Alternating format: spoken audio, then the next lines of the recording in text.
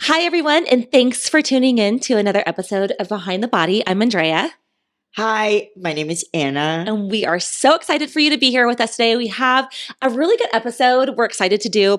We thought it would be a good idea if you guys get to know us a little bit more. So today we're going to do sort of an interview style podcast where Anna interviews me. And you'll get to hear a little bit about my background, my experiences, all the things. And then next week's episode will be me interviewing this Brazilian bombshell, so you can get to know her a little bit better. So, so we're excited just to kind of bring this format to you and get to know you a little bit better. I'm super excited Yeah, about today. yeah. I think you are just this amazing woman Oh, that has so much to share with this world. I'm so thankful that I have the pleasure to be in your oh. side and to watch it, most of the things that you do. But I'm so happy that now we have this platform and you can share a little bit with, the world who you are. Yeah. So excited. So excited. And just for those of you who don't know, probably most of you don't, Anna is my trainer. We've been working with each other for a couple years. She's also my bodybuilding coach, which we'll get into later in this episode and in future episodes. My posing coach and best friend and all the things, therapist. So That is a good combo, it's a good right? combination. Exactly. Yeah, let's get into it. All right. So Bring it a little bit closer um, to yourself. Yeah. I'm trying to keep a little bit far because I love to hold. You're talking about the microphone. The The microphone. Yeah, microphone. yeah. So, babe, when did your passion for fitness start? So my passion for fitness started when I was like really young, probably like 13-ish when I was a teenager. And I grew up in a family that is not genetically thin. Everybody is overweight. And not that I thought much of it when I was younger, but I just hung out with a crowd at school that were athletic and that played different sports and joined a gym, had gym memberships and were athletic. So I think I just decided I wanted to be a part of that. And I didn't necessarily have like athletics or fitness on my mind. More, it was like, oh, that sounds like a fun group to be a part of and an introduction into something that I didn't really know or wasn't very familiar with.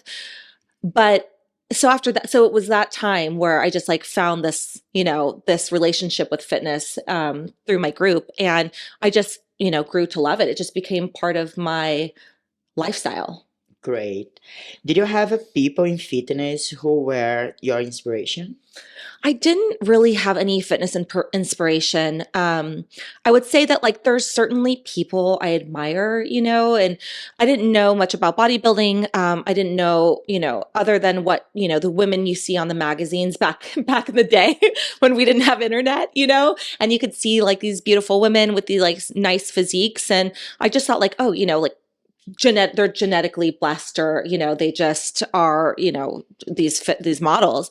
I didn't really have necessarily an influence, but I think as I get older and realize that like you can transform your body with health and fitness, you realize that these people that you admire are not genetically blessed, that they work really hard for achieving that physique, and a lot goes into it in addition to fitness, all the diet and the support and the access to like gyms and equipment or whatnot.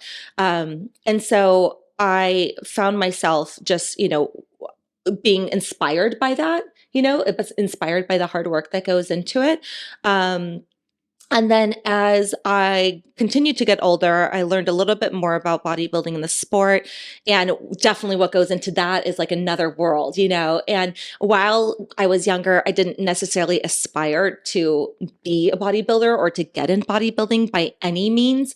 I always thought that the people who were able to like work that hard, and do bodybuilding, I thought that was pretty inspirational. So, and I think that also, not to go on a tangent, but when I think about like my inspiration through fitness, I think that more so than like inspiration, I kind of just like I saw within my family like what I didn't want to be like, if I was sedentary, if I didn't go to the gym, if I didn't eat healthy, like then this is what I could be like, which is an overweight person, an overweight type of lifestyle.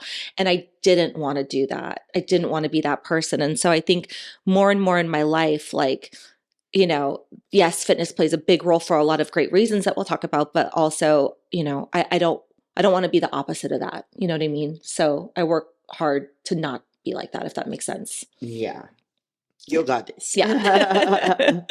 A couple years ago, you decided to compete in your first bodybuilding show. Yes. What made you make the decision to compete? That's a great question that everybody asks me, including those closest to me. Because bodybuilding is,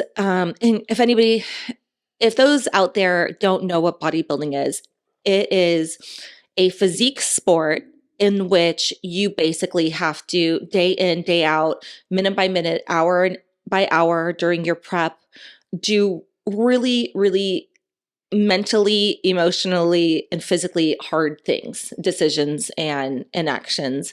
And so why I decided to pursue bodybuilding was I actually didn't really know anybody in bodybuilding. So it wasn't like I said, oh, that I want to be like that person, or I've seen what they go through. So I could do that. I, it happened when I was approaching turning 40. For those of you out there, I'm now 42. And I felt like that was a monumental birthday. I was like, God, turning 40, I'm no longer in my 30s. I'm like, I don't know, maybe halfway through my life, if I live to 80. It just seemed old to me, it just seemed like this monumental age. And I was having a little bit of a hard time with it mentally, internally.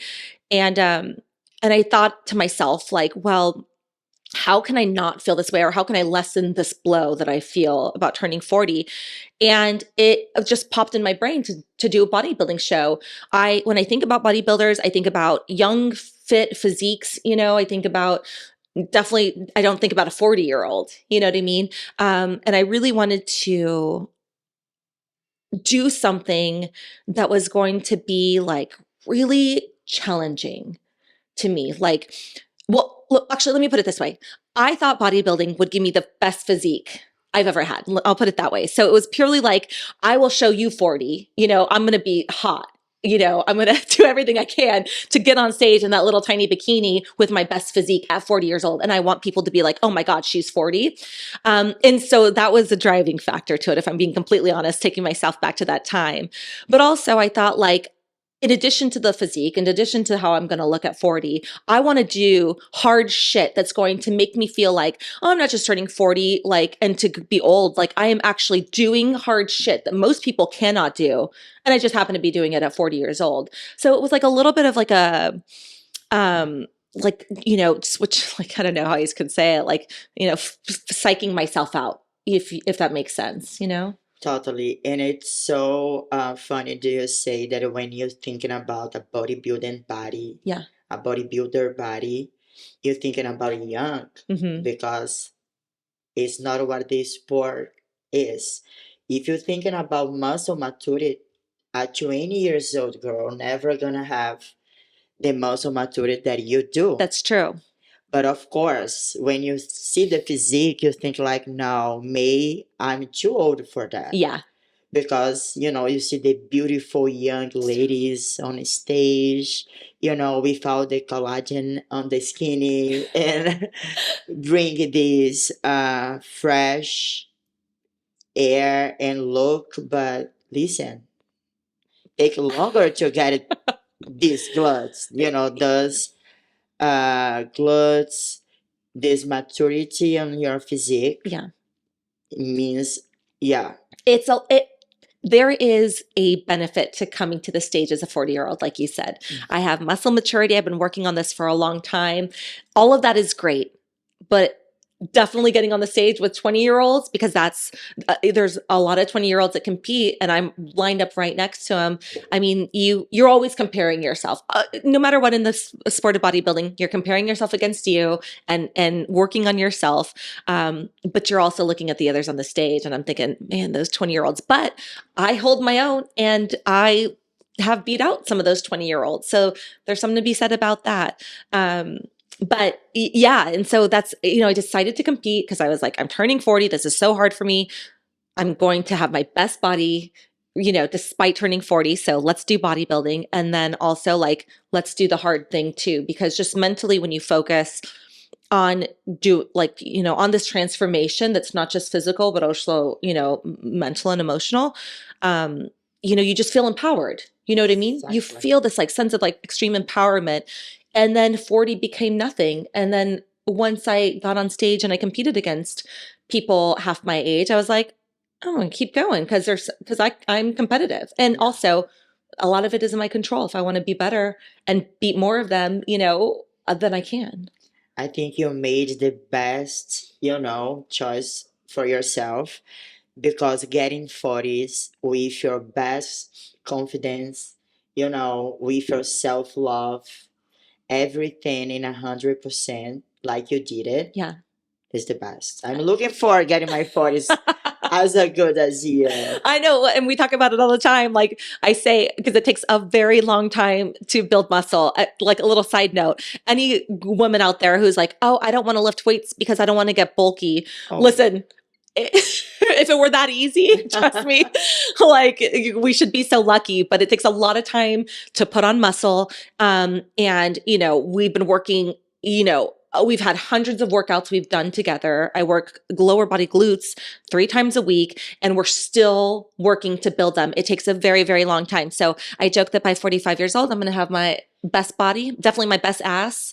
And, Here we go. maybe I'll still be on that stage, who knows? But nonetheless, I will have the best body at 45. So it keeps getting better. And I think that when you like sort of overcome, your fear of getting older, like, and then you accomplish something, hard to get over that fear. You're not worried about getting older necessarily, So now I'm like, okay, 42 and then 43 and 44 and 45. Like I feel so young, and I think that's why. And I think I always say we don't get old, we get better. Exactly. And you are not only an inspiration for women who is turning 40 like me, or who is already 40 something, but you also a huge inspiration for the 20 years old girls, Yeah. who is scared about age, Sure. who is trying to do anything to, paralyze the time. And you are showing that it's not about to stop the time. We have no power for that. It's about to make the time work for yourself. And I need to say you did an amazing. And yeah, thank you for sharing with Thank us. you. So next, I've seen you change a lot since you started competing. Do you think you've changed? If so, how? Well, you're right. Like you've seen me since before my first competition to like now, and there has been so many changes in my life. You know, bodybuilding, and I know if, for those of you out there who again are not familiar with bodybuilding, we'll talk more about what that is and what it entails. But when you are involved in a sport like that, you are, and I already mentioned this, you are really making very, very hard decisions, um, working through fatigue, sacrificing some personal, a lot of personal time, sacrificing outings with friends. Like you're making a lot of sacrifices for the sport. It's, I would say in a way that it's sort of a selfish sport, because you do give up a lot and it impacts those people around you. But nonetheless, while that just like painted a not great picture about it, I think that what it teaches you, or what it taught me, is like resilience. It taught me that I am literally able to do anything I put my mind to. It is so incredibly hard to compete in this sport that when you do accomplish that, when you can step on stage and say, I gave 100% to this preparation for this competition, like to be able to do that takes this like just immense self-control and commitment to your goal. And a whole lot of other things that it really resonates in other areas of your life. You know what I mean? For sure. So to be able to do this hard thing day in and day out, all in pursuit of this goal that you have that most people don't understand, right? My husband is like, what do you mean you're going to like basically work out for 2 to 3 hours a day, eat the same thing over and over every single meal, reduce your calories until you're cranky and nobody can really talk to you. You're too tired to do anything, all to buy this really expensive bikini and then step on stage to be judged by your physique. What are you thinking? He says that, my friends, my family. I mean, of course, they eventually understand and support me in my goal, but it is a lot of sacrifice. And so, anyway, I say all that to say, you learn resilience and you learn that you can truly do anything that you set your mind to. And that's very empowering. And I'll tell you why. I feel like, I think one of my greatest fears is just like monotony or just like mediocrity, just being like mediocre. And when you set out to accomplish a goal, it doesn't have to be bodybuilding, but anything. And then you see that through, it's like, it just empowers you to make decisions in every other aspect of your life. Okay. I think I got to that point the hard way, but it makes you reevaluate your life and say, okay, well, I just did this hard thing. Like, what else can I improve in my life? The point is, when you are in the bodybuilding, you think, for who don't, is familiar with the sport, you think it's about body, right? In fact, you go to a stage to show your physique, and who has the best physique for the division gonna win. But to get your best physique, you need to control your mind. And it's when we say that bodybuilding change my life, your life, and so other different ways, because we learned how to control our mind. Yep. It is so hard when you is so tired and you don't want to do anything, and you don't need it. If you go home and you skip your cardio, only you gonna be affected, and only you gonna know, right? But it's exactly you gonna do it because you know that you need to get this done to get what you want. And life starts to be like that. I want this, in order that I get this, I need to do this that I don't want to do. Right. And you start to control your mind. And it's when, for me, and I believe for you too, how the big changes happened, and it's why it is a body sport, right? You're building your best physique, but if you don't have your mind is strong enough, you're not gonna do the extra cardio.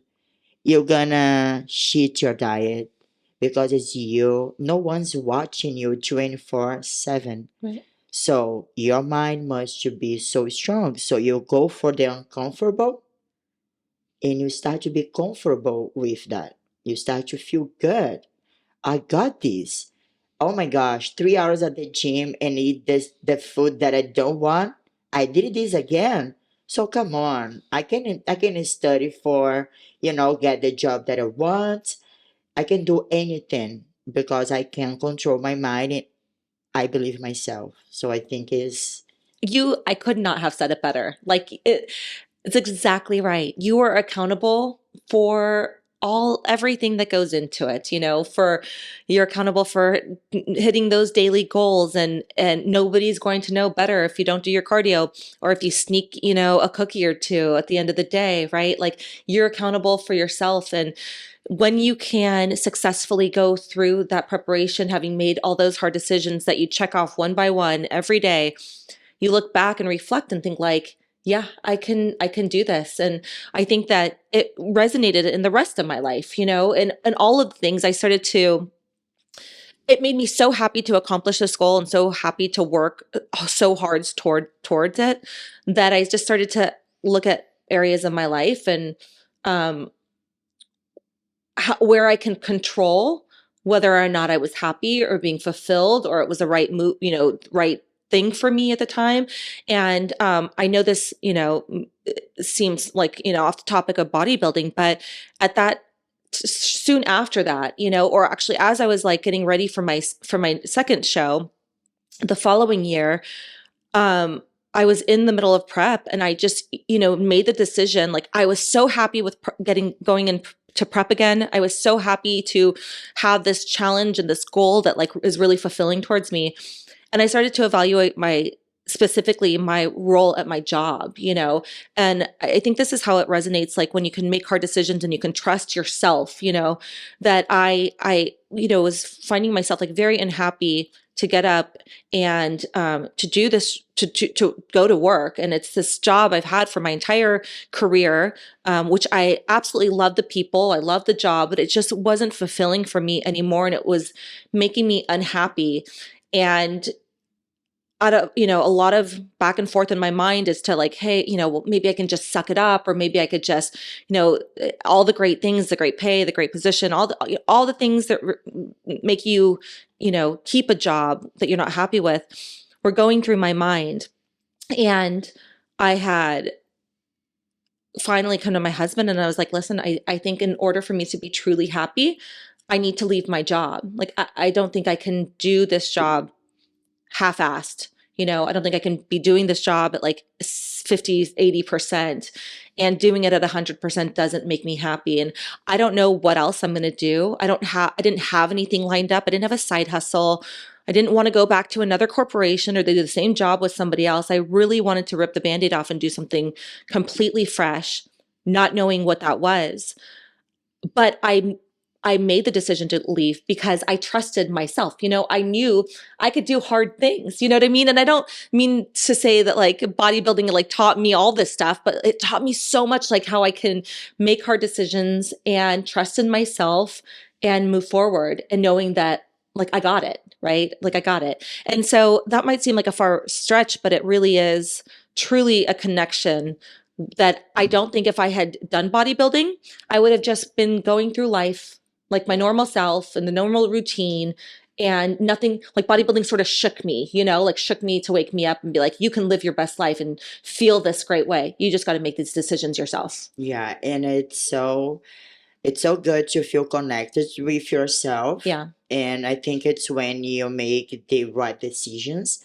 At first, of course, anytime that we go out of your comfort zone, is scary, it is hard. Yes. If you didn't have your husband's support, maybe, you couldn't have done so. But it's so good when you decide and you pick yourself instead to pick the comfort, Hmm. because you haven't been there. You are going to a place that is gonna make a better person, Yes. as challenge you. I always say like bodybuilding make us overcome ourselves every day. So every day we need to become a better person, stronger, and I'm so proud of you. Thank you. And you're so right about the activity of getting out of your comfort zone.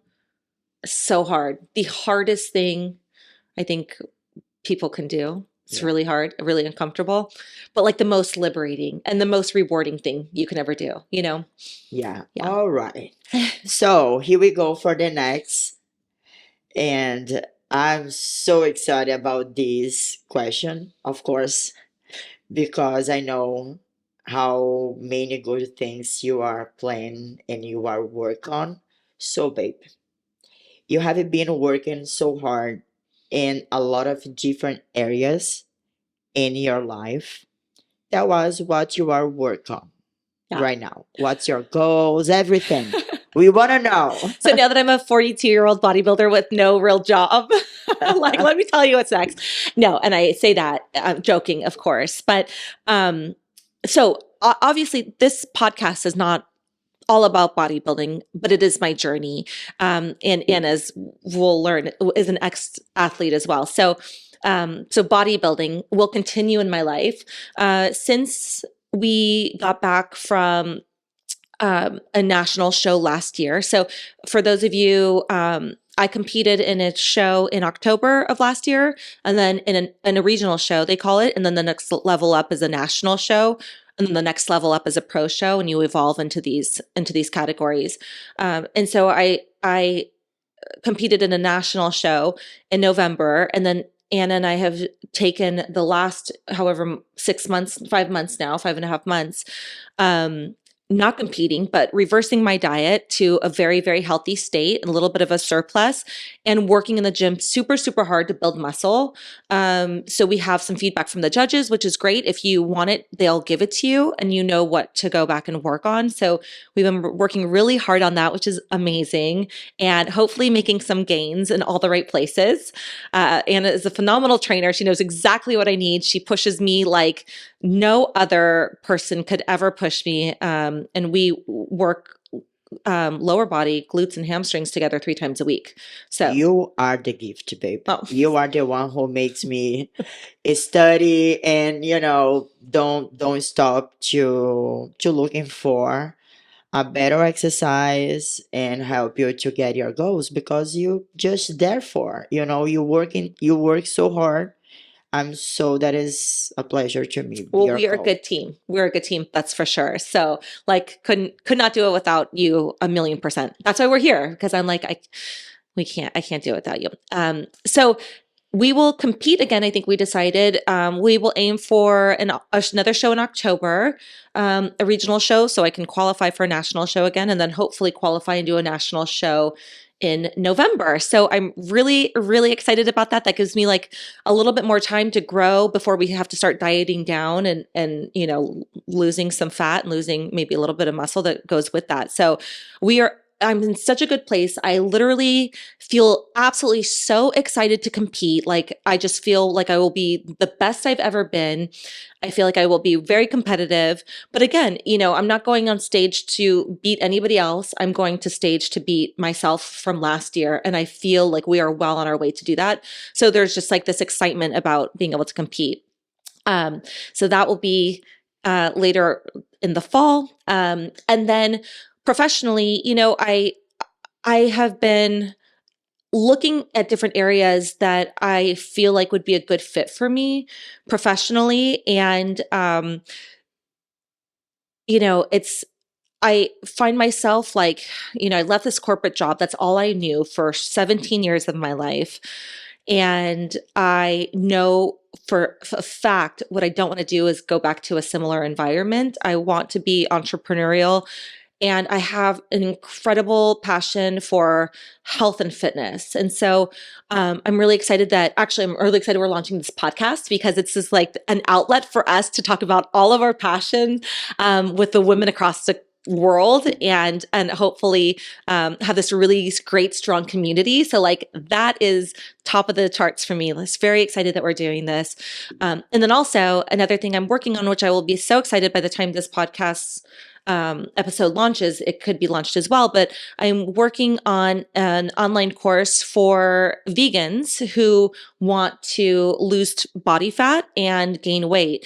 And it's a training for them to incorporate all the right foods, all the right macros, all the right supplements in order to attain their dream physique while they're on a vegan diet, because Oh, it's so hard. it's so hard. And I think that when we think about vegans, we think they're naturally thin. Like, that's what my husband has said. He's like, what are you going to teach vegans? They're always thin. And I'm like, that's not the case. Because when I turned vegan myself a few years ago, I gained 9 pounds, and I lost almost 9 pounds of muscle. Yeah. And I was fit and healthy before then, eating chicken breasts and, all the things. But like, you moved to vegan, and not to go off on a vegan tangent, but I remember thinking I was eating a Beyond Burger, thinking it's much healthier than a beef burger because it's not meat.